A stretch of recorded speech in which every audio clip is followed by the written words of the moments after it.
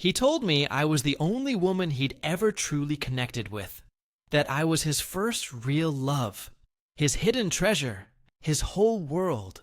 But he was full of lies. And I discovered the truth in the most gut-wrenching way possible. Welcome to my true tale of heartbreak and unexpected twists. There are some stories you bury deep because they paint you as vulnerable, irrational, or even pathetic. But I've reached a point where I don't give a damn anymore. If I hadn't been deceived, betrayed, and utterly shattered, I never would have crossed paths with his father in that way. And yes, he was superior in every conceivable aspect. His name was Alex. He wasn't my first romance, but he was the first man who made my heart race uncontrollably. We were both 24 at the time. I met him at a cozy coffee shop in Seattle, the kind with exposed brick walls and the aroma of fresh espresso lingering in the air. He had this athletic build from his weekend hikes, tousled chestnut hair that always looked effortlessly windswept, and a charming grin that could disarm anyone. Playful yet intense. The type that made you want to challenge him and melt into him simultaneously. He was straight-passing, but he confided early on that he was exploring his bisexuality, which I later realized was just a euphemism for, I'm committed to my public image with women. But I indulge in men discreetly. At the beginning, I overlooked the red flags. He made me feel desired, like I was his sanctuary from the chaos of his double life. He'd show up at my place after dark, his kisses urgent and passionate, as if he couldn't get enough. Sometimes he'd collapse beside me in bed, his head on my chest, murmuring how I was the only one who understood him. I started to believe I was special, irreplaceable, until that fateful evening when everything unraveled. His phone lit up with a notification while he was in the bathroom, brushing his teeth. I'm not the jealous type who pries, but an inexplicable gut feeling urged me to glance. It was a message from a contact labeled J. I hesitated, then tapped it. Last night was wild. Still sore from you. Don't let your girlfriend find out. Ha ha! My world tilted. I scrolled up, my hands trembling. There were explicit photos, steamy videos, an entire conversation thread detailing hookups with this guy at a bar downtown. The same weekend Alex claimed he was visiting family out of town. My breath caught in my throat. It felt like I'd been punched in the gut. I stared at the screen for what seemed like an eternity, then tossed the phone onto the couch as if it were poison. He emerged from the bathroom, toothpaste foam still at the corner of his mouth, flashing that same innocent smile. I couldn't form words. Instead, I snatched my jacket, brushed past him without a glance, and stormed out of his apartment into the rainy Seattle night. The door slammed behind me, echoing my shattered trust. For the next 3 days, I was a wreck. Food tasted like ash. Sleep evaded me entirely. I replayed every moment in my mind. The sweet nothings, the intimate nights, how foolish I'd been to ignore the inconsistencies in his stories. Finally, I mustered the courage to text him. I'm leaving your sweater and phone charger at your place. Don't contact me. He read it almost immediately. No response. Typical avoidance from someone who thrived on secrets. That evening, around 8 p.m., I drove over, hoping he'd be out or too cowardly to face me. But when I knocked, a different man answered. Alex's father. I'd heard vague mentions of his family, distant, rarely discussed, but nothing prepared me for the figure in the doorway. He was in his mid-50s, tall and solidly built from years of manual labor, with cropped graying hair, a chiseled face etched with subtle lines of experience, and deep-set eyes that seemed to see right through you. He exuded a quiet authority, the kind of man who could offer paternal comfort or command a room with effortless dominance. And either way, you'd feel inexplicably drawn in. Evening, he said, his voice steady and warm, though puzzled. You a friend of Alex's? I nodded awkwardly, my throat tight. Sort of. Just dropping off his things. He stepped aside, gesturing me in. Come on inside. You can set them on the table. The house was inviting. Wooden floors, bookshelves lined with classics, a faint scent of pine from a nearby candle. No clutter, just a lived-in simplicity that spoke of someone self-assured. As I placed the items down, he eyed me curiously. "You all right?" "You look like you've had a rough day," I forced a shrug. "I'm managing." There was a heavy silence. Then he sighed knowingly. "Let me guess, it's about Alex." I met his gaze, surprised. He offered a wry, understanding smile. "He's my boy. I know his patterns all too well." Emotion surged. Anger, relief, a bizarre urge to unload. Instead, I muttered, "You have no idea what he's capable of." He raised an eyebrow, then nodded towards the living room. "Why don't you sit? Take a load off." We settled on opposite sides of a worn leather couch. He poured himself a scotch, neat, and slid a glass my way without asking. I took a tentative sip. The warmth spread through me, easing the knot in my chest. "Want to vent?" he prompted gently. "Not really," I replied, but the words tumbled out anyway. I spilled it all. The stolen moments, the deceptions, the damning evidence on his phone. Why him? Maybe because he listened intently, his expression unchanging, no pity or condemnation, just genuine empathy. When I finished, he leaned forward, elbows on his knees. "Alex is impulsive and self-centered. You deserve someone who values you properly." His words landed like a bomb, the first validation I'd received amid the chaos. He rose then. "I'm brewing some coffee. Join me?" "Sure," I said, surprising myself. As he moved to the kitchen, I couldn't help but notice his confident stride, the way his shirt hugged his frame. He was larger than life, not just in stature, but in maturity, in the quiet strength that Alex sorely lacked. I didn't realize it then, but that encounter planted a seed. His name was Marcus. A few days later, he texted, "Hope you're holding up. Doors always open if you need an ear." It was straightforward, not pushy, but it lingered in my mind more than any of Alex's empty promises. The following week dragged on. I threw myself into work, purged my social media of reminders, even changed my running route to avoid familiar spots. But the ache persisted, a dull throb in my soul. I ignored Marcus's message at first, but on a particularly lonely night, I caved. "Is that coffee offer still good?" I arrived around 10 p.m. He answered in casual jeans and a flannel shirt, feet bare, as if my visit was the most natural thing. "Hey there," he greeted, no fanfare. We settled in the kitchen with mugs of dark roast, steam curling between us. Conversation flowed easily. About his job as a contractor, my aspirations in graphic design, light anecdotes that skirted the heavier topics. His laugh was deep, resonant, pulling genuine smiles from me for the first time in weeks. He didn't probe. He simply shared space, a comforting presence in my storm. Over the next 10 days, I visited 4 more times, each arrival later than the last.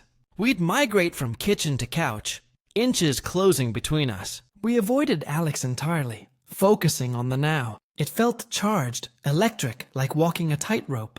On the 5th visit, hunger struck. "Eaten dinner?" he asked. I hadn't. He whipped up a stir-fry. Beef, veggies, rice. Nothing fancy, but made with care. We ate at the counter, his gaze lingering as I savored each bite. It was oddly intimate, this simple act of nourishment. Clearing dishes, I stood at the sink. He approached from behind, his proximity sending shivers down my spine. Reaching for a dish towel, his arm grazed mine, his warmth palpable. I tensed but didn't retreat. He lingered a beat too long, then backed off wordlessly. Back on the couch, our thighs touched incidentally, or not. The air hummed. "You've got a smudge on your cheek," he murmured casually. Before I could react, his thumb brushed my skin, gentle yet deliberate. Our eyes locked. In that suspended moment, he closed the gap, his lips meeting mine in a kiss that was measured, profound, igniting sparks I'd forgotten existed. It lasted a minute, maybe 2. Time blurred. When we parted, I whispered, "We shouldn't." He nodded, his voice low. I know, but here we are. We didn't escalate that night. I left soon after, mind reeling with desire and conflict. The ensuing days were torturous, his touch replaying endlessly. Alex's kisses had been frantic, immature. Marcus's were assured, intentional. By week's end, I returned unannounced. He opened the door, assessed me silently, then let me in. No preamble. In the hallway, I stated, "No talking tonight."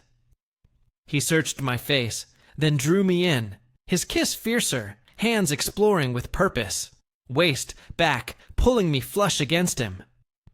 It was intense, raw, borders blurring without full consummation. Yet it crossed thresholds we danced around. He pulled back eventually, breathing ragged. This is reckless, I agreed, but neither budged. From there, our encounters deepened. Late nights blurred into passion. Against walls, on furniture, his dominance tempered with care. It wasn't love, nor casual. It was a vortex of need and release, laced with forbidden thrill. Then, catastrophe struck. A pounding at the door interrupted our evening. I in his shirt, disheveled, him in boxers. Marcus answered, and Alex's voice pierced the air. Where is she? I know what's going on. Marcus stepped out, door ajar. I eavesdropped, heart pounding. You're with her? That's why she ghosted me. Alex accused, voice breaking. Marcus remained composed. You burned that bridge yourself, son. Don't act surprised. The door closed. Marcus returned, weary. He knows. I whispered, should I go? He approached, cupping my face. Only if you want to. The door closed. Marcus returned, weary. He knows, I whispered. Should I go? He approached, cupping my face. Only if you want to. I stayed, but sleep eluded me. In bed, tangled in sheets, I asked, regrets? He turned, eyes soft in the dim light. None, if it means having you here. We talked till dawn, about futures, fears, the mess we'd made. It wasn't tidy, but it felt real. In the end, what started as revenge blossomed into something deeper, proving sometimes the heart finds solace in the unlikeliest places. Tangled hearts. The air in the coffee shop was thick with the scent of roasted beans, and the low hum of conversation when Marcus said it. His voice was low, almost lost in the clatter of cups, but I heard every word. I regret what he did to you, Nora. I regret not teaching him better. He paused, his eyes flicking away from mine, settling on the steam rising from his untouched latte. Then, softer, like he was confessing a sin. But us? No, I don't regret you. I sat there, my fingers wrapped around a cold mug, trying to process it. Marcus, with his salt and pepper beard and tired eyes, wasn't supposed to say things like that. He was supposed to be my ex's dad, the man who'd watched me fall apart after his son, Julian, tore my world to shreds. But here he was, rewriting the rules of what we were. I didn't know how to respond, so I just nodded, my throat too tight to speak. The next morning, my phone lit up like a firecracker. 4 missed calls, 2 voicemails, and a string of texts from Julian. I stared at the screen, my heart thudding. Wow, Nora, you're really out here screwing my dad. You're disgusting. So is he? Should have known you'd go for someone old and pathetic like him. I hope it was worth it. Each word was a blade, sharp and familiar. Julian always knew how to cut deep. I didn't reply. Didn't block him either. I just let his words sit there, unread, unanswered, a silent rebellion. Let him see me move on. That night, I went back to Marcus's place, a small loft apartment overlooking the city's skyline. Usually, he'd meet me at the door with a lopsided grin, maybe a dumb joke about the weather, or my perpetually late arrivals. But this time, he was different. He handed me a glass of red wine, barely meeting my eyes, and sank onto the leather couch, staring at the muted TV. Some old western flickered on the screen, all dust and gunshots. I sat beside him, the silence heavy between us. After what felt like forever, he spoke. He called me Julian. His voice was rough, like he'd been chewing on the words all day. Said he hates me. Never wants to see me again. I swallowed hard, the wine bitter on my tongue. I'm sorry. Marcus turned to me, and for the first time that night, I saw the pain etched into his face, lines deeper than I'd ever noticed. He said I destroyed him. I didn't know what to say. Part of me wanted to scream that Julian didn't get to play the victim, not after what he'd done to me. Cheating, lying, making me feel small for years. But another part, the quieter one, knew Marcus was hurting too. He'd raised Julian, loved him, and now his son was spitting venom at him because of me. Because of us. He leaned back, eyes closed, his chest rising and falling like he was trying to keep a storm at bay. Then he opened them, pinning me with a look that made my breath catch. Tell me the truth, Nora. Do you want him back? The question hit like a punch. What? Do you still love him? His voice was steady, but his eyes weren't. Do you miss him? I looked away, my throat tightening. The truth was messy, tangled up in years of memories. Julian's laugh, his charm, the way he'd made me feel like I was the only one in the room before he decided I wasn't enough.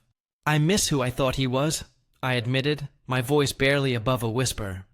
Not who he turned out to be, Marcus nodded, slow and deliberate, like he was turning my words over in his mind. His voice dropped, quieter now, but heavy with something unspoken. You know this thing between us. It's not just about getting back at him, right? Because if it is, we need to stop. Right now, I froze.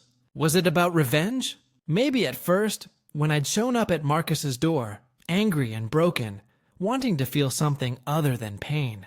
But now it was different. I didn't answer with words. Instead, I leaned across the couch, grabbed his face and kissed him. Not soft or tentative, but hard, raw, like I was pouring every ounce of my frustration and want into it. He kissed me back, his hands finding my waist, pulling me closer, like he'd been waiting for this moment since the first night I'd crossed his threshold.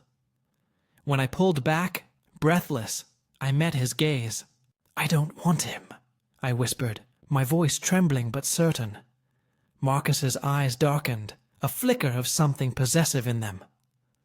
Good, he said, his voice low and rough, because I don't share.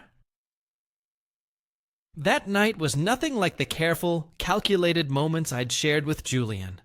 It wasn't gentle or predictable. It was fire and need, a collision of everything we'd both been holding back. It started in the kitchen. I texted him earlier, I'm coming over, let's order pizza. But we never got to the takeout menu. He opened the door, and for a moment, he just looked at me, his eyes searching mine like he was about to say something important. He didn't. He stepped aside, let me in, and shut the door with a soft click. I dropped my phone on the counter, turned to say something casual, but he was already there, right in front of me. One look, one heartbeat, and then his lips were on mine. No hesitation, no questions, just heat. He backed me against the counter, his hands gripping my hips, fingers digging in just enough to make me feel grounded, real. I didn't pull away, not when his kisses deepened, not when his hands slid under my sweater, warm against my skin, not when he lifted me onto the counter with an ease that made my pulse race. He stepped between my legs, his body pressing into mine, and I felt like I was caught in a current, swept away but not wanting to fight it. His lips moved to my neck. Not soft but hungry, leaving trails of heat that made my skin prickle. I tilted my head back, giving him more, wanting more. His grip was firm, commanding, but never cruel. He didn't hold back, and I didn't want him to. I'd spent so long with Julian, always feeling like I had to be smaller, quieter, less. But with Marcus, I could be loud, messy, alive. He pulled back just for a moment, his breath ragged. Too much? He asked, his voice low, almost a growl. I shook my head, my own voice barely there. No, I want this. He stared at me like he was making sure I meant it, then kissed me again, harder, like he was staking a claim. We didn't make it to the bedroom. Didn't need to. The kitchen became our world. Soft overhead lights, the cool granite under me, the sound of our breaths mixing with the hum of the city outside. Every touch was electric. Every moment felt like it belonged to us and no one else. Afterward, he held me, his arms wrapped around me like I was something precious, even after all that intensity. We ended up on the couch, half-dressed, my head on his chest, his fingers tracing lazy patterns through my hair. My heart wasn't racing anymore, not from panic or guilt. Just calm, just full. You okay? He asked, his voice softer now, almost tender. I nodded against him. Better than okay. He exhaled, like he'd been holding his breath all night. Then he said something that cracked me open in the best way. You don't have to hurt to be seen, Nora. Not with me. I sat up, my eyes stinging. What? He looked at me, serious but gentle, like he was choosing his words carefully. I don't care what Julian did to you. I don't care what you thought you deserved. You don't have to break yourself to feel loved. I blinked, trying to keep the tears at bay. No one had ever said anything like that to me. Not my mom, who always told me to tough it out. Not my friends, who meant well but never really understood. And definitely not Julian, who'd made me feel like I was never enough. But Marcus, he saw me. Really saw me. I leaned down and kissed him again, slow this time. Not because I was running from something, but because I wanted to stay. We didn't talk about what it meant. Didn't slap a label on it. But the way I kept coming back. Wednesday dinners with takeout and bad movies. Friday nights tangled in his sheets. Sunday mornings with coffee and no plans. Said everything. The way he looked at me when I walked through his door, like I was the only thing that mattered, said even more. We fell into a rhythm, a quiet kind of intimacy I'd never known before. Sometimes we'd talk for hours about nothing. His old vinyl collection, my obsession with true crime podcasts. Sometimes we'd just sit in silence, his arm around me, my head on his shoulder, and that was enough. It was like we'd built a little world, just the two of us, where the past couldn't touch us. Then 3 weeks later, Julian texted again. One line, sharp and bitter. You're really still with him. I stared at it for a long time, my thumb hovering over the keyboard. Then I typed, no, I'm with someone who knows how to love me. I hit send, and when he didn't reply, I didn't care. For the first time, I wasn't performing for him. I wasn't trying to prove anything. I was just living. Things were good. Too good, maybe. You know that feeling when life starts to feel like a dream, and you're just waiting for the other shoe to drop. It dropped on a Thursday night with a knock on Marcus's door. Not a polite tap, but a loud, angry pounding that made my stomach twist.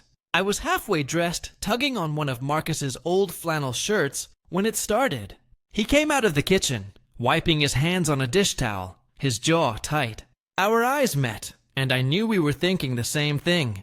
Who is it? I whispered, my voice barely audible. Marcus didn't answer. He just walked to the door, his shoulders squared, like he was bracing for a fight. I held my breath as he turned the knob, and when the door swung open, there he was. Julian, eyes wild, fists clenched, looking like he'd come to burn the world down. The rain was pounding against the windows of my apartment like it was trying to break in, mirroring the storm inside my chest. It had been 2 weeks since I caught Liam cheating. Right there in our bed, with some girl from his office whose name I didn't even bother to learn. He'd begged, cried, promised it was a one-time thing, but I knew better. The trust was shattered, scattered like glass across the floor we'd picked out together at that overpriced home store last year. I kicked him out that night, changed the locks the next morning, and spent the day since alternating between rage-fueled workouts and numb scrolling through social media, blocking every mutual friend who dared to check in with thinly veiled pity. That's when Sarah stepped in. Sarah, Liam's mom, she'd always been the steady one in their family, the one who remembered birthdays and sent care packages during finals week back in college. Liam's dad had split when he was a kid, so Sarah had raised him alone, working 2 jobs while somehow managing to be at every soccer game and school play.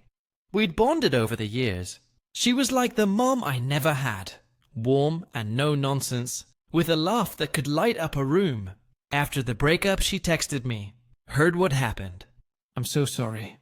Mia, if you need anything, a shoulder, a coffee, hell, a place to vent, I'm here."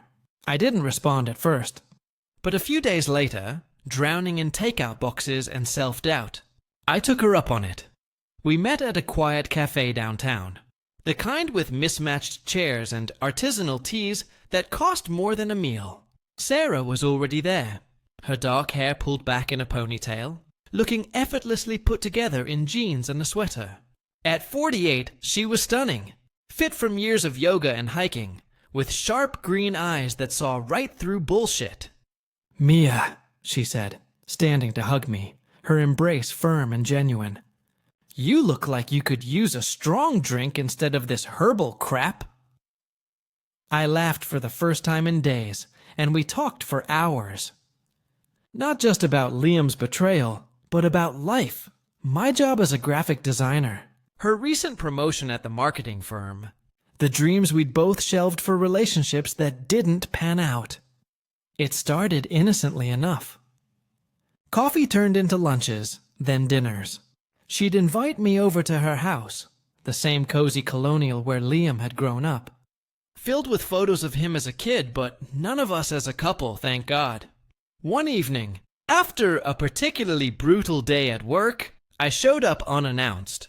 She answered the door in yoga pants and a tank top, her hair damp from a shower. "Bad day?" she asked, reading my face. I nodded, and she pulled me inside, pouring us each a glass of red wine. We sat on her couch, the fire crackling in the hearth, and I vented about everything. The breakup, my insecurities, the fear that I'd never trust anyone again. Sarah listened, really listened, her hand occasionally brushing my arm in comfort.